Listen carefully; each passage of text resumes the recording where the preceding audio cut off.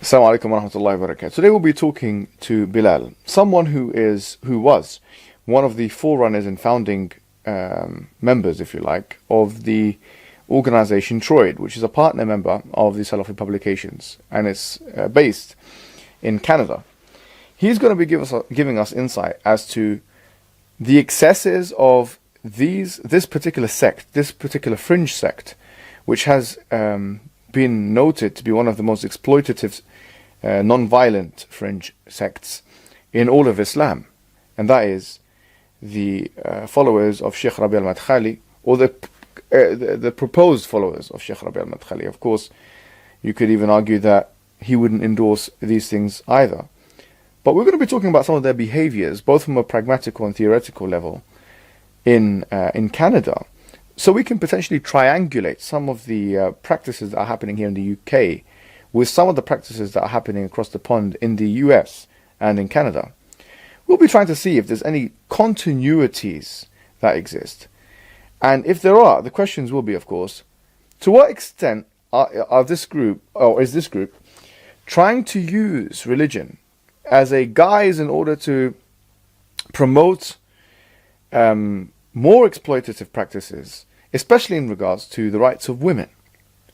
I'm going to be speaking to Bilal specifically about the issue of women, because this is one of the most problematic things in the Muslim community now.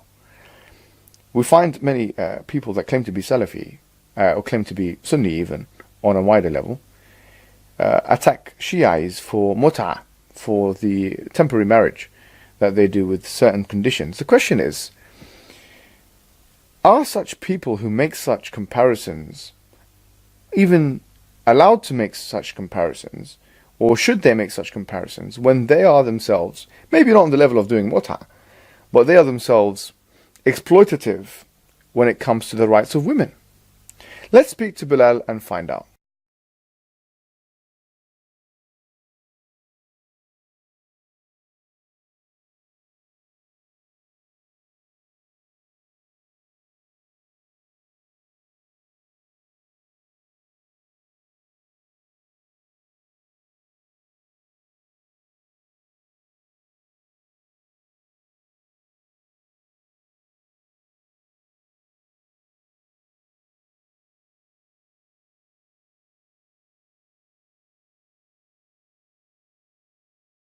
So Bilal, I'm very glad to have you on this show. I've got a question for you, Bilal. The question is, how has this group, from your experience being a founding member, how have this group dealt with women, and is there any evidence of predatory behavior? إن الحمد لله حمدا كثيرا طيبا مباركا فيه كما يحب ربنا يرضى وصلى على نبينا محمد وعلى آله وصحبه أجمعين وبعد. So the short answer to this question is yes.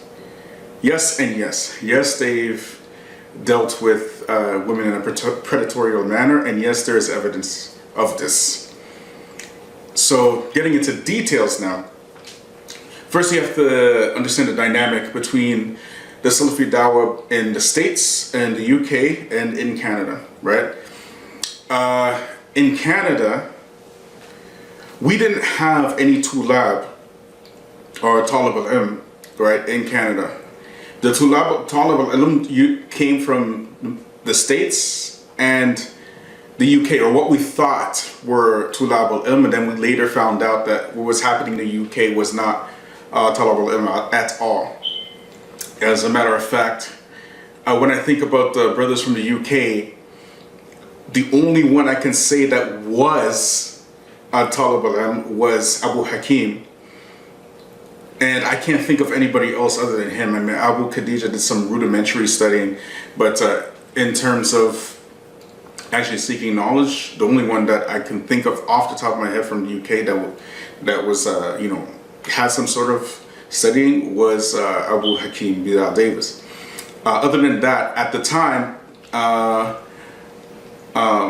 they were the two elders from the UK and the States were Abu Talha,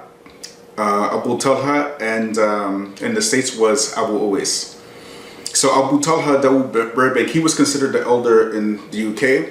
And in the States, Abu Uwais, rahimahullah on both of them, they was considered the elder in the States. Whereas in Canada, we didn't have Tulab al-Ilm.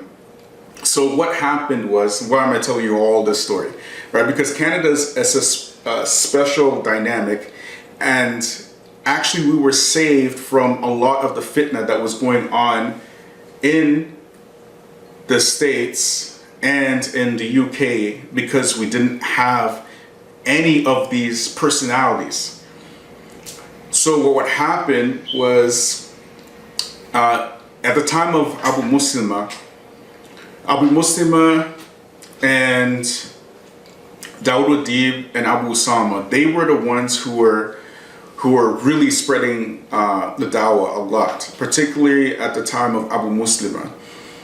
And Abu Muslima had probably done more to spread the Salafi dawah than anybody I've seen from the Westerners up until this day. And what happened was, Abu Muslima was a very, he was very tough on sins. He was very tough on sins and bad behavior, Abu Muslima. And in the States, we would hear stories about this type of predatorial behavior and how Abu Muslima dealt with it. So what happened was, the reason why Abu Muslima was refuted in the first place, these brothers, they brought all these issues that Abu Muslima had, but they didn't have any issues with Abu Muslima before one specific event happened, and that was something that happened with Abu Hassan Malik, where Abu Hassan Malik was, caught with a non-mahram woman, and Abu Muslima went on the minbar and he spoke about Abu Hassan Malik on the minbar.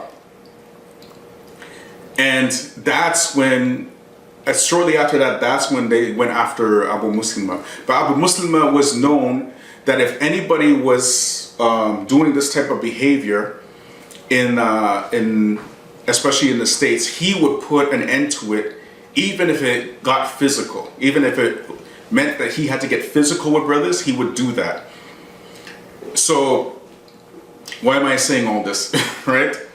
Abu Hassan Malik, the first time he came to Canada, ironically enough, he inadvertently put himself out there. This was way, way back, more than 20 years ago.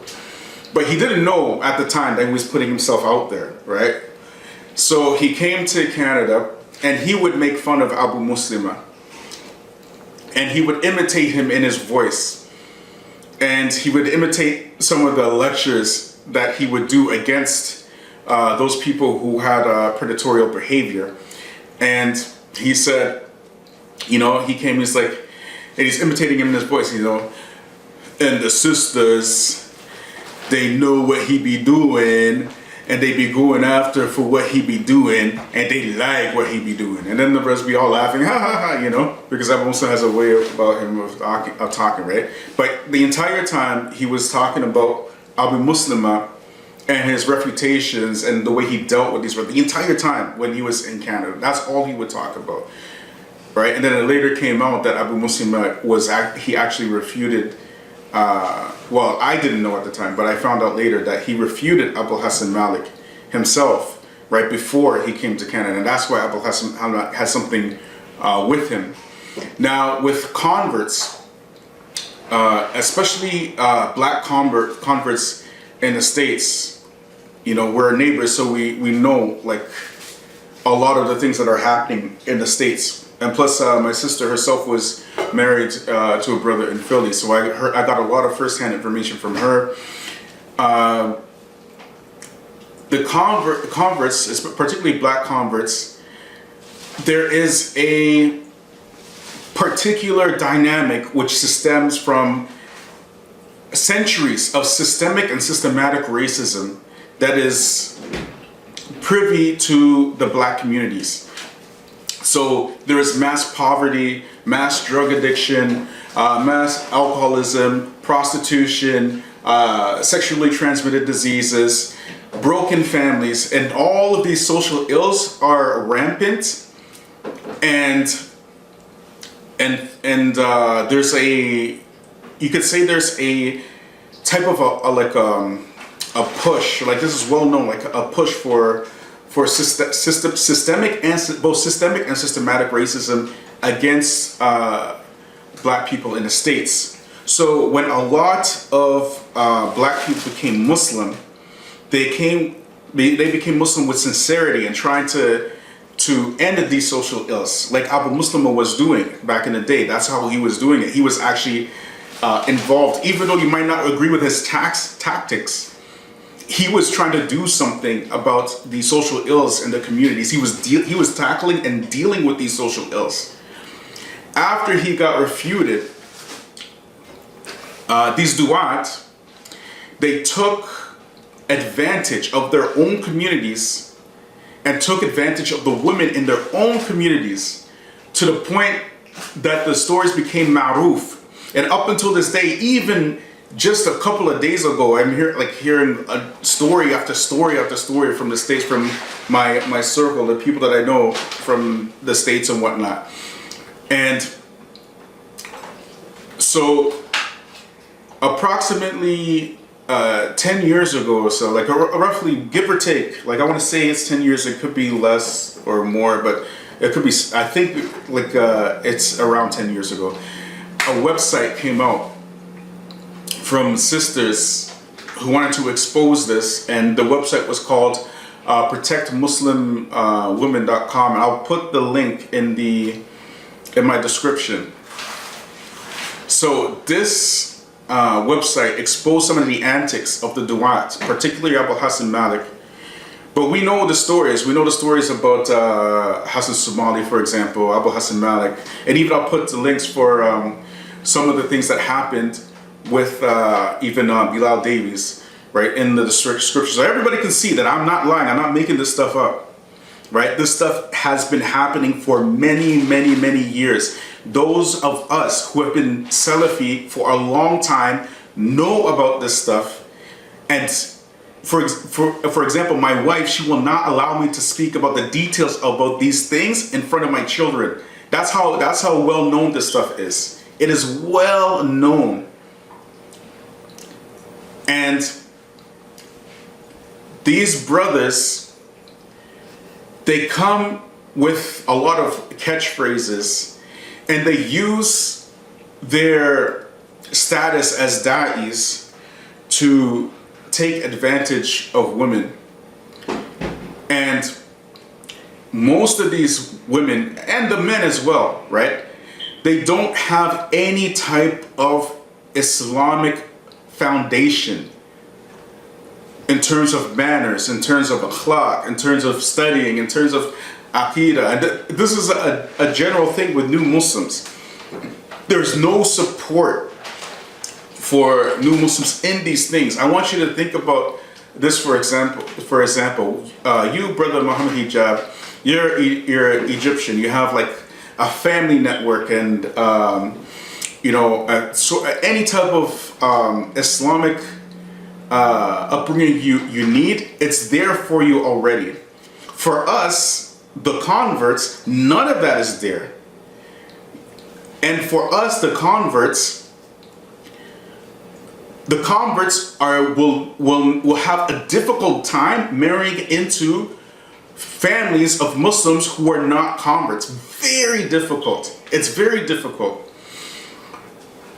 Because the non-converts, they have tribalism with them, and they have, a type of, it's a type of racism they have with them that will not allow them, especially to marry black people. So now you have a whole influx, literally hundreds of thousands of black converts, right? And even white converts or whatever, right? White converts, it's a little bit easier because a lot of people will marry to white converts.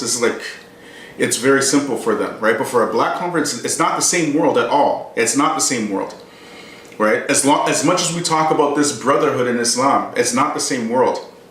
So these black converts now, who come from this background, a background of, you know, decadence and corruption, and they're trying their best to get closer to Allah, there's no support network for them.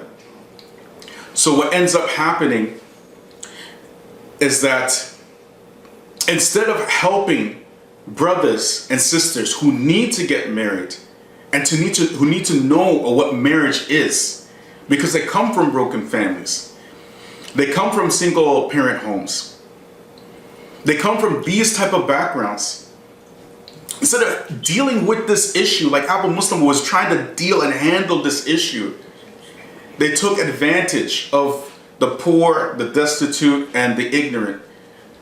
For many, many, many years, they did this. Up until this day, still doing it. Now, if you're a convert with a convert background, it's different from being in a stable Muslim household with a father and a mother and two parents in the household, and structure and schooling and these type of things. It's way different, way different. A person from a convert background who is used to dating and making zina, and, you know, not waiting to have sexual relations. When they come from that background, you think that they can wait, you know, another 10 years or whatever, like 7, 8, 9, 10 years before they finish university and before they get a good stable job and all this. Do you think they're going to wait that long to get married? No, we don't come from your background. We don't come from the regular Muslim background. We're not from that. We can't do that. Our children, yes, because we will raise them differently than we were raised. But us, the ones who come from Islam from that background, how can we do something like that? You're asking us the impossible, right? At the time of the Salaf, they didn't have to worry about, you know, rents and car bill and gas and water and food. They didn't have to worry about any of that stuff. So in 2019, we have to worry about all those things. So what we needed from the du'at is help in dealing with these issues. But what we got from the du'at is taking advantage of poor, destitute people who need their help for their own pleasure.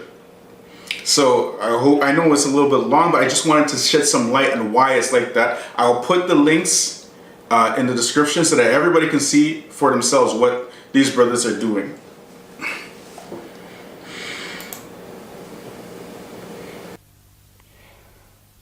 Thank you very much for that, Bilal. That's good insight there. Bilal, I've got a second question for you. Were there any clear instances of injustice on a general level that you were exposed to? Yes. The short answer, yes. So now for details. This type of thing, you know, I haven't actually really talked about in detail for many, many years. But everything I said actually happened. Everything I'm about to say about actually happened. I'm going to tell it as I remember it.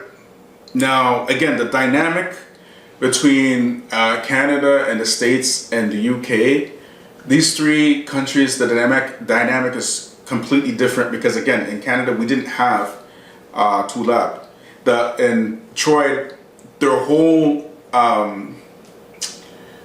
method actually was just kind of like blind following Spubs. That was it. Right, so Spubs was the first website, and then Troy came, and then you had the Righteous Path in the States that came after, right? But the du'at were mostly in the States, and then what we thought were du'at were like, well, I guess you can say they're du'at, but they're not tulab al-ilm. It's like Abu Khadeejite, Abu Hakim, at that time Abu Talha rahimahullah, Dawood Burbank, and nobody has anything ill to say about Dawood Burbank rahimahullah. He was known to be very pious and very upright in his life and in his death. He was known for that, rahimahullah. And so we didn't have duat. So the first thing that happened was I had moved to St. Catharines, and my family were out there. We're moving to St. Catharines. Of course, you know, we had accepted Salafi. Salafi was spreading, it was growing. I was making dawah in St. Catharines, and both, you know, I even to Arabs, and they were actually accepting the Salafi dawah to Arabs, right? So me as an ajnami talking to Arabs, you know, they were accepting the Salafi dawah, right? And, you know, I was just, you know, doing my thing. That's how actually Troy started to begin with. It just started as a bunch of brothers making street dawah. That was it. We're on the street trying to call the kuffar to Islam, right? And that was before Troy was anything. It was just a bunch of brothers making street dawah, and then eventually got a center, and eventually became the Reign of Islamic Dawah Center, and then eventually the Revival of Islamic Dawah Center Troy, right? But anyway, so I'm in St. Catharines, and some new brothers had come at that time. They're not new anymore, but at that time there was two newish brothers. One of them was Omar Alundi, who is the webmaster for Troy, and the other one is Maz Qureshi, who was the translator. We know him as Muad, but you'll probably see his name as Maz Qureshi, right? Muad Qureshi or Maz Qureshi, right? So, and you know, I met the brothers, and I kind of clicked with Maz, right? We were close-ish, right? We were pretty close, you know. We would talk all the time and whatnot, right? And you know, I'm in St. Catharines now, and I'm doing my thing, whatever. It's just like how we were in Toronto and Brampton, and you know, we're just making dawah, right? That was our thing, where we made dawah, right? So now these brothers they're starting to get their cassettes. They have cassettes now. They have the cassette recorders, and they're making their money from selling cassettes, right? That's how they were doing it back then, right? So I thought to myself, well, you know, we could use something like this in St. Catharines and make dawah, and let the dawah spread. I was only about the dawah, okay? Let the dawah spread. So I said, okay, you know, I thought it was, you know, cassettes are kind of old school. Why don't we try something different with me and my wife, you know? And I said, why don't we get like CD players, and we can make a website like these guys and whatnot, and you know, we can start spreading dawah out here. We can start selling CDs, right? And we can sell CDs online. And you know, my wife's like, yeah, this is an awesome idea. So I saved up a lot of money, right? And I bought a CD tower unit, which recorded, I think it was four CDs or 5 CDs or something like that. 4 CDs at the same time. And I got a cassette to CD recorder. So this recorder would take the cassette, and whatever's on the cassette, it would put it on CD, right? And I got a labeling machine, right? So, and then I paid a lot of money, all this from my own pocket, okay, to put up a website. Now, before I did all of this, I asked the brothers at the center, right? Because I was closer to Muad. Me and Umar, we didn't really talk, right? But I was closer to Muad anyway, and he's like, kind of like, he's the one who's doing all the translations on the website anyway, right? But Umar is just the webmaster, right? So it's me, Muad, Amr, I think Anwar was there, a bunch of brothers, like the original brothers that were there, right? And they all heard me ask, you know, I said, okay, you guys have any problem with me doing this? And all of them agreed, 100% said, no problem, it's a good idea, right? They said, go ahead, do it, right? They all said that. The day comes for my website to launch, I get an email from Omar Alundi, rude email. Actually, he's known for his rudeness. He's known for his rudeness and his lying, but that's a different story, right? So, very rude email from Omar Alundi. You know, you need to cease and desist this website, and we can't believe a brother like you who is so close to us will betray us. Like, it's just a rude email, right? But he's known for that, right? You know, I didn't really know, like, I didn't really talk to him or know him like that, but that's what he was known for. And he sent me that email, and I was stunned, I was shocked, right? And I called the brothers up and I said, what's going on here? And then Amr was like, you know, I don't agree with what this brother is doing. And then Muad, right, he's kind of between a rock and a hard place, because at one junction, he understands what I'm trying to do. With the other junction, Merlin is the webmaster. He doesn't want to cause any friction with the webmaster, right? So he took like kind of a neutral position, right? And then there's Omar. And then Omar got emailed, because the website was launched already. He got email from somewhere in the States, and have you ever heard this website called Islam.ca? That's the name of the website, Islam2A's.ca, right? And are you guys planning on getting CDs soon? He says yes. And he said some rude thing to the brother about me, right? In this email, and he forwarded it to me, and he says, and we are working on right now diligently to get a CD department, right? Now, I was the first person to put CDs in Dawah, right? I'm pretty sure I was the first. I don't think anybody was doing it before me, right? But I'm like, I never seen before me doing CDs anybody else doing it. I was the first person to do it, right? So now me and my wife, we get tired. It's a lot of money we put together for this, right? A lot of money. And me and my wife at the time were just like, what do we do? Because we're just about the Dawah, right? We were just about the Dawah. So I made istikhara, and I donated, right? Even after all that this guy did, and he didn't ask for it. I only did it for the sake of Allah and the sake of the Dawah. That was it. And I donated it to Troy. That's how they got their CD department. And from there, they were able to basically increase their revenues, right? Because CDs, right? Another thing that happened is, you know, I was very loyal to Center. Very, very loyal. They did a lot of things to me, and I was still loyal to them after that. You know, so many things they did to me and my family, like oppressive things, right? So, and I never aired this out to anybody. I mean, I have people on my channel saying, oh, you want to be famous and all this kind of nonsense. Like, this is a subject I choose to be famous. Like, come on, man, right? The only reason I came out with these videos is because of what Shemsi did, right? But anyway, long story short, my wife and I were always about the Center, always about the Dawah, right? We were very, very proud of helping them, right? As much as we could, right? Even from the time we donated the CD department, they were very happy to get it, of course, right? And it helped them a lot, right? It helped the Center a lot. So we always planned to move to Toronto and be close to the Center, right? And my wife, you know, at that time, she had just finished. She was finishing up university, or she finished university, and she was doing accounting. She was an accountant and whatnot, right? And we knew that we were going to move to Toronto to be close to the Center, right? So we can, you know, do what we can to help. And that's exactly what happened. We moved close to the Center. And at that time, the Center was a little rinky-dink place, right? It was a little tiny rinky-dink place on what I think it was Western Road at the time, right? It didn't have the mesh there. It's just a small, like, tiny place, right? So we wanted to help as much as possible.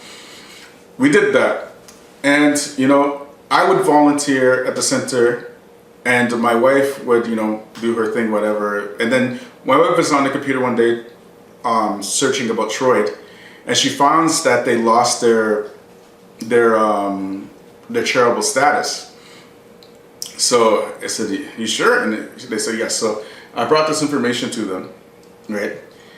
And they were shocked. They didn't know, right? And the brother, Ahmed Asing, who was like heavily involved in volunteering, whatever, he's another story, right? But we don't need to get into him. But anyway, he was kind of like responsible for this stuff. And so, long story short, my wife worked very hard, right? And may Allah bless her so much to get the charitable status reinstated, right? And I would just bring back the information back and forth to her at home. She did her little accounting thing. She's like a legit accountant, right? So she knows this stuff. after that, you know, my wife, I asked them if they want my wife to do the accounting, right? And I'll ask her if she can do it and she can volunteer, right? And they said, yeah, okay. So I asked my wife, and she was more than happy to volunteer to do the accounting for the center. And for years, she kept that charitable status, basically going, right? Many years, okay?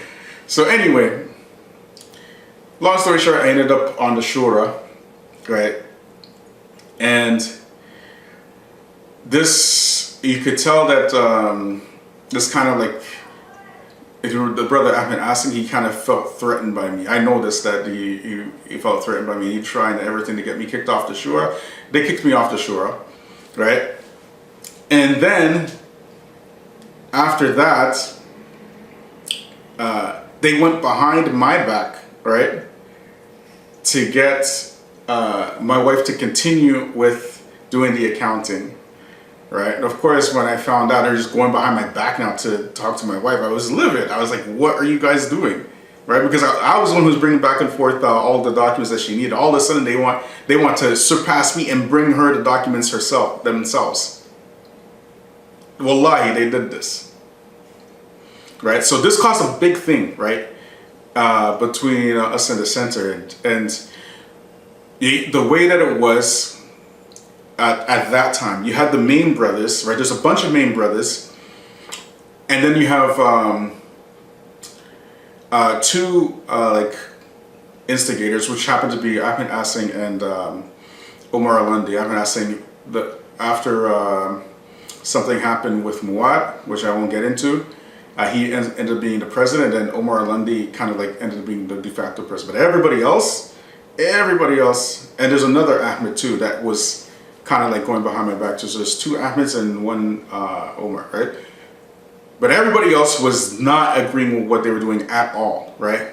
Which shows that, they like the dynamic, right? So anyway, it ended up being a big thing, and there was a conference around that time. It was called the Stop the Discord Conference, and Abu Uwais Rahimullah was alive at that time. And those brothers went to that conference, and one of the topics was actually what happened to me and my family at that conference. And Abu Uwais Rahimullah, he went in on them. Right? I heard the reports. He laid out on them, right? Rahimullah. Abu Uwais Rahimullah, he was not the type of person to take any of that nonsense, right? Rahimullah. Thank you for that, Bilal. I think people will be elucidated by that answer. I've got a question for you now, Bilal. I think this will be the last question I ask you. Why did you leave the group yourself? What made you leave the group?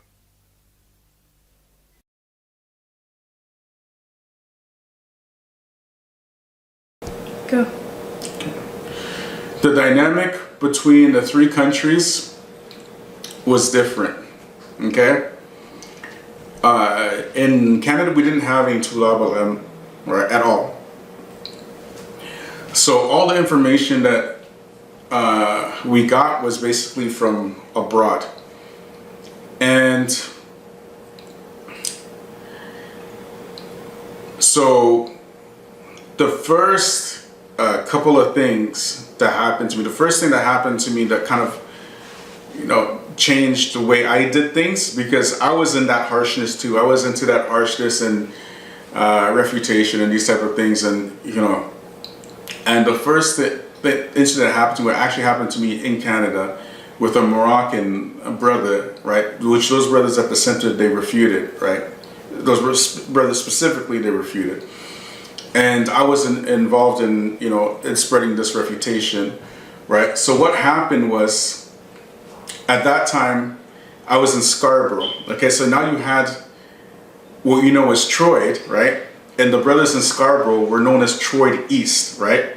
And there were more of us in Scarborough than there were at the West End. There were more Salafis in Scarborough because we were making dawah all of the time, right? All the time, right? And even we wanted our own center in Scarborough, which those guys, another thing that they did, and there's many stories. I just told you two of the main stories, but there are other stories, but this is one of the stories too.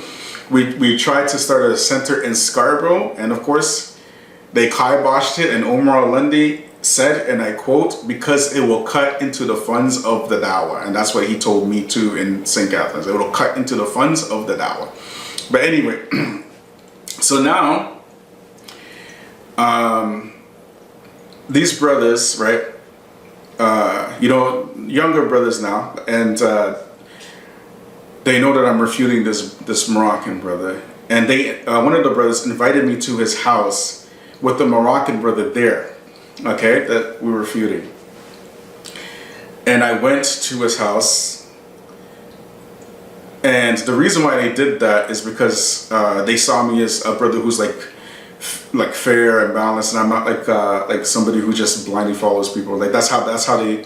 I mean, up until this day, I don't blindly follow anybody, right? And so they invited me to the house, and they said, the brother asked, "Do you refute me?" And I said, "Yes." And I said, "Why?" "Because you did this, you did this, you did." I just repeated what the brother said, and then the brother came out and said, "All of this." He says, "Wallahi, wallahi, it's all the kadhab, it's all lies, and this and this and that." And then he started saying what he really said, right? And I'm listening to this now, and I'm like, okay, there's definitely something wrong here, right? And and I was inclined to believe this brother. And first, number one, there's no reason for him to lie about this stuff, right? And number two, the brothers that were involved in spreading the refutation, like Ahmed Asim, they're known to be liars, right? They were known, even at that time, they were known to be liars. So I listened there. I was there for a couple of hours, right? Listening to all this stuff. And then I said, okay, right? Let me go make istikhara, and then I'll think about what I'm going to do, right? And that's what I did. Shortly after I made istikhara, right, I sent out an email, and I said, I free myself from, and I did it publicly, I free myself from the reputations of this brother, and I don't see it permissible for anybody to speak. There's something like this, something to this nature, right? And I do not hold the opinions of these brothers that they hold against this brother. And it was like kind of a big thing in Toronto, right? And so when I did that, the Sona brothers came in. They came to advise me in private, like a good brother, another good brother. His name is Abu Sufyan. He came to advise me in private and saying, this brother did this. And I said, no, my brother, I talked to this brother, and I told him, I broke it down to him, and even he was shocked, right? He was shocked, and he was like, okay, all right. So after that happened, right, I kind of like really toned it down like 100, with at least the harshness, right? That's the first thing that happened. The second thing that happened, we started seeing a lot of refutations and stuff like that coming up from spubs and whatever. And I was in Saudi, right? And brothers were telling me, I went to work in Saudi at this English institute, and the manager at that time was this brother Abdul Haq Baker. Now you know him as Dr. Abdul Haq Baker, right? And they were warning me against this guy in Saudi. I don't know who this man is. I don't know anything about Brixton or the fine details of what's happening in Britain, right? And they're telling me, oh, he's with those brothers in Brixton. So Brixton, what's that? So he's like, and basically they're warning me against Abdul Haq Baker, right? So I go in and work with him, right? And Abdul Haq Baker, Allah bless him so much. Ameen, Ameen. Allah bless this man. Ameen. This man never, not one day was he fooled by spubs. Not a single day. And him as just a regular person. He's not a student of knowledge or anything. He took an extremely brave stance against them. And now, alhamdulillah, all those years later, now people are seeing that he was actually, the haq was with him, right? He never wavered, right? And at those days, it was not popular at all to speak against spubs or Troid or Righteous Path. Nobody would do it because that meant your reputation, and he was doing it openly and people were speaking about him. So one day I just kind of like, I'm working on this, and I asked him about what he thinks is Spubs, and he told me a very like a brief statement about how they're liars and this and that, and he goes, and I have the documentation to prove it if you want to see it. And he looked at me like dead in the eyes, right? Right, he looked me dead in the eyes, and I was like, okay. Right, and that was it. So that's another thing that kind of put in my head, and from there, I started actually paying attention to the things that they were doing, and then a bunch of us, even around this time, we started saying that Spubs is history. Spubs was like they're like a his, right? Many of us older Salafi brothers, but we can't come out publicly and say it. But this guy was doing it from day one. Okay. He was doing it from day one because he had the documentation, he had the proof, and he was willing to share it with anybody. He just didn't care, right? Right. So anyway, two things that really put me over the top, right? Because I was still kind of loyalish all the way up until this time, right? To Spubs and Troy and whatnot. Was the first big thing that happened was when Sheikh Wasila Abbas refuted Abu Khadeejite and Abu Hakim, Bilal Davis. And at the time I was in Saudi Arabia.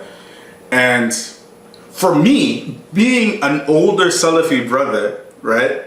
Somebody who's been Salafi for a long time, I know who Sheikh Wasila Abbas is, okay? Right? If Sheikh Wasila Abbas refutes somebody, you know it's true. Because he doesn't refute anybody, okay? Right? So for me, it was just a no-brainer. I was like, okay. You know, I was like, okay, just let Sheikh Wasila, he refute, because we're used to, you know, refutations, whatever. And he refuted them in detail. He gave details, okay? And it was just, the refutation was just, came with Sheikh Wasila Abbas. Even Sheikh Wasila Abbas, he invited them many times to come clarify their issues, and they never did, right? A lot of people might not know that, but Sheikh Wasila, he openly invited them many times. Come, let's talk, let's clarify, let's end this issues, right? They never do that. They have a way about them, right? So anyway, a few weeks later, we start hearing about, maybe a couple of months later, we started seeing Abu Khadija refuting Sheikh Wasila Abbas. And right there, I was like, this man, he is off it. For me, it was clear. It was crystal clear, right? Because I'm not like, I didn't just get here yesterday. You know what I mean? For me, that was enough. Don't take knowledge from Abu Khadeejite, Abu Hakim. They'll lead you astray from in Manhaj, which they do, and it's clear. Just look at the brother that you have there in the UK, Shamsi, and how he damaged himself from taking from them. Totally damaged himself, right? And let them stick to translations. It was clear. It was clear. So when I saw people still defending them, I was like, no, there's definitely something wrong here. Something's wrong, right? But the one that really put me over the top was when Shadid Muhammad, they refuted Shadid Muhammad, okay?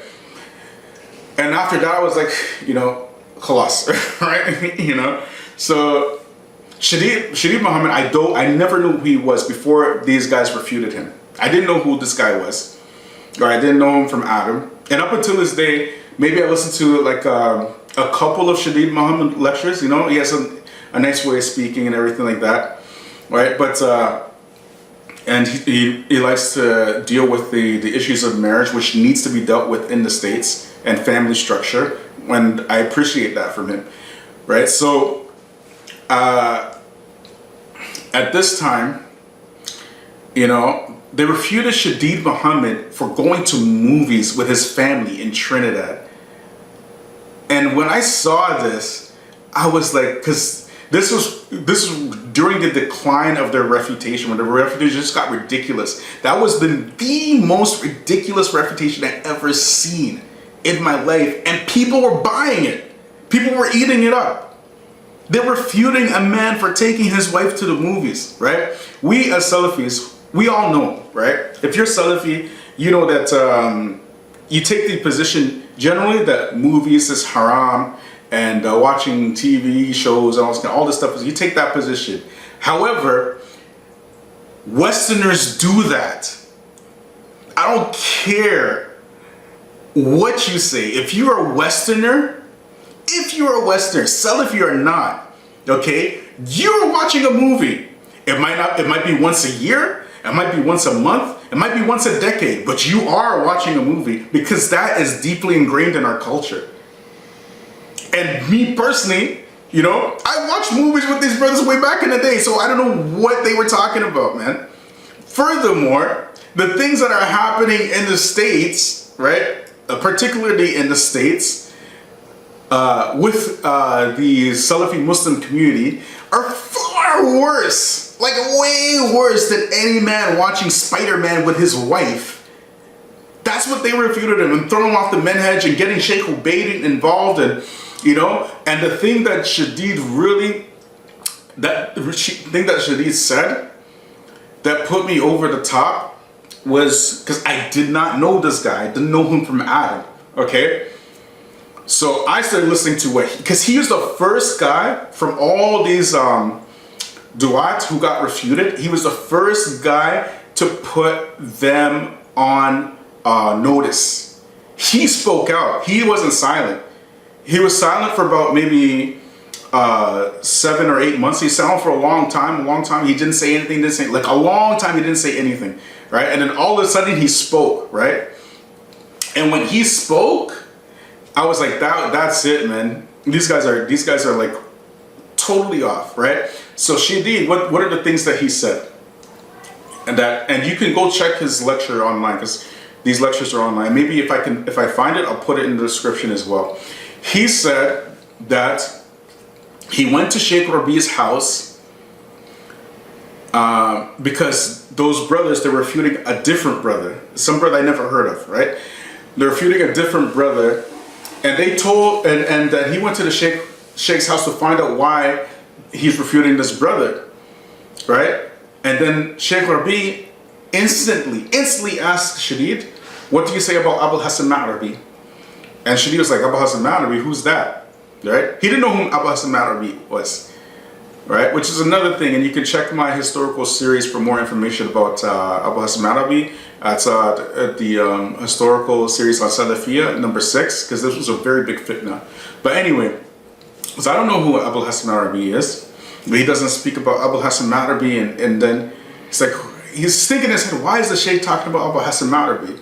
Right? Who is this guy? Right? And then he puts two and together. He goes, oh, because these guys are saying that this brother is not refuting Abu Hassan Ma'rabi, and that's what the Shaykh said, right? And then the Sheikh Rabi gave Shadid his book on the refutation of Abu Hassan Ma'rabi to go refute Abu Hassan Ma'rabi. Abu Hassan Ma'rabi didn't affect anybody in Canada or America at all. At all. We didn't know who he was. And they threw out a lot of brothers off the minhaj from this fatwa from Sheikh Rabi. So that was the first time that Shadid Muhammad ever heard about Abu Hassan Ma'rabi. The other thing that he said was that Tahir Wyatt got him a meeting with Sheikh Tahir Wyatt, by the way, got him a meeting with Sheikh Ubaid, right? So that they could discuss Sheikh Ubaid's refutation with Shadid.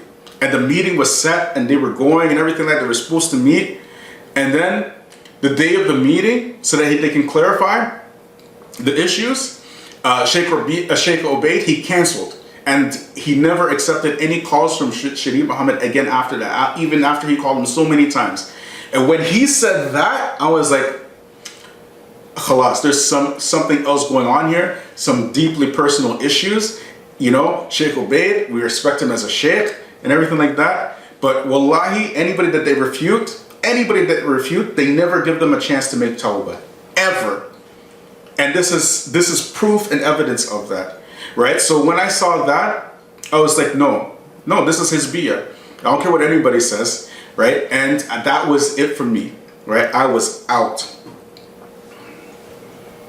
Oh, one more thing. My videos on my channel, they didn't just come out of the air, because I've been having this opinion for many years, and it's not even an opinion. These are all facts. If you go on my channel, you'll see I'm speaking from a factual basis. I'm not speaking from just, these things actually happened in real life. They actually happened as they occurred, right? Anybody who sees my channel will see that, right? The only reason my channel is supposed to be, believe it or not, it's supposed to be about health and fitness. That's why I got the name The Features, right? But anyway, that's a different story. The only reason why I started these videos, right, believe it or not, I was watching a lot of lectures from Sheikh, an amazing Sheikh from Sudan. His name is Muzammil Fikiri, right? Awesome Sheikh, right? And I was actually watching a lot of Brother Muhammad Hijab and the Brother Shamsi, right? So I was watching these videos mostly because, like, I like to make dawah, so I wanted to get my just kind of like get some ideas for refuting people who are making dawah to, or, coming up with, logical arguments. And out of the English speakers, in my personal opinion, the Brother Muhammad Hijab is the best debater. I've watched every debater you can think of in English, right? From Ahmed Didat to Shabir Ali to Hamza Sortis, everybody. And Muhammad Hijab, may Allah reward the brother. He's surpassed all of them in his akhlaq, in his knowledge, in his delivery, in his ability to convince people, and his ability to make logical arguments, and his variety and diversity in arguments against the kuffar. And what happened was, with Shamsi, Shamsi has a very nice style too, right? When he's debating, and he always he likes to quote a lot of Quran and Hadith, and I like that stuff, right? And the Sheikh Muzammil Fikiri, amazing debater. If you want to see a Salafi, how a Salafi is supposed to debate fearlessly, watch the Sheikh Muzammil Fikiri. So I was watching a lot of these videos at this time, and I watched Muhammad Hijab and Shamsi debate, and in my mind I was thinking, mashallah, this is amazing, right?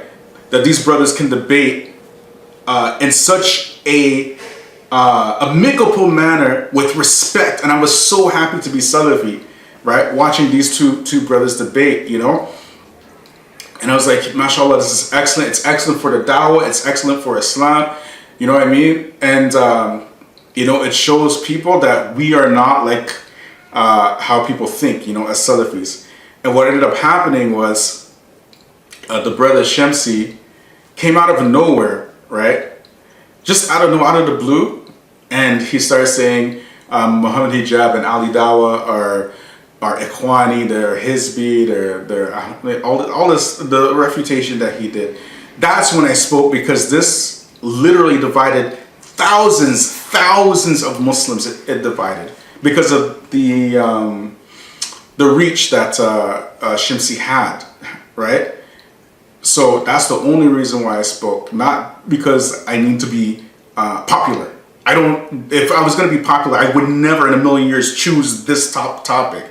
This topic will have the opposite effect, making you unpopular, right?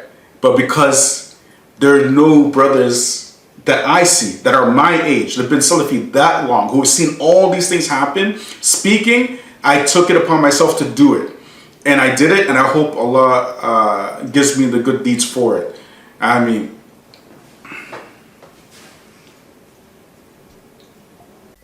Well, thanks for that, Bilal.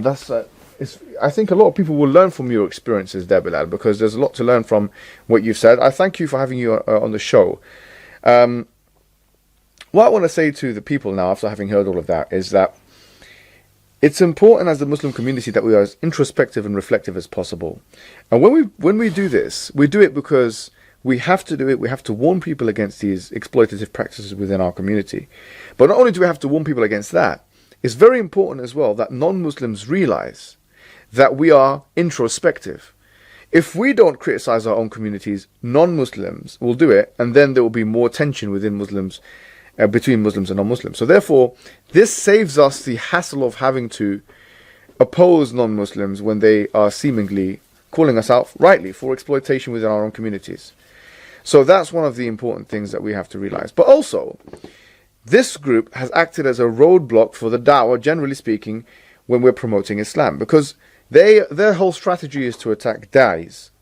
And as a result, if you try and take out a da'i, then you take down the da'wah that they're doing as well. So in other words, this group acts in a cancerous way as to try and destroy Islam from within, using tactics of innovation, tabdi'a, and so on, chain tabdi'a, and so on and so forth. In so doing, though, they've exposed themselves, especially the figureheads of it, as we've just seen, that they're not really interested in religious discourse at all, that they're more interested in furthering their own financial, monetary, economic, and sexual objectives, which, like the rest of humanity, have always been the vices of human beings. So we would want to posit or submit this to people who are still part of that cult, or may be exposed to their teachings, that if you see this cult, beware of them. If you're a man who has a wife, beware that one day one of the figureheads might snatch your wife away from you in a way, if you step out of line, if you like, if you don't toe the party line, because they're known, as we've seen with Dr. Abdul Haq Baker, to be predatorial even against people who are married, and we have many evidences for this, as we've seen with this interview and with the interview with Dr. Abdul Haq Baker. If you're a woman and you want to get married to someone within this gang, realize they're probably going to be, for the most part, there's lots of evidence that they believe that this marriage is not going to be a commitment for life. You should be aware of that. You should also be aware of the fact that not only do they have lack of respect for women, but they have lack of respect for Muslims more generally, and for non-Muslims as well. And this can be seen in the stories that Bilal has told us more generally, and so it's important to approach these people with care. These people have been exposed now and they're finished. However, having said that they are finished, it's important also to realize that as the wider Muslim community, we welcome them back into the mainstream. We welcome them to follow as-Sawad al-A'zam, if you like, the mainstream position, the normative of normative Islam, of the four madhahib, of Sunni Islam, and so on and so forth, where they don't have to feel restricted anymore of only listening to a few speakers who are in fact themselves, as we know, quite ignorant of Islamic sciences. Thank you for listening. Assalamu alaikum wa rahmatullahi wa barakatuh.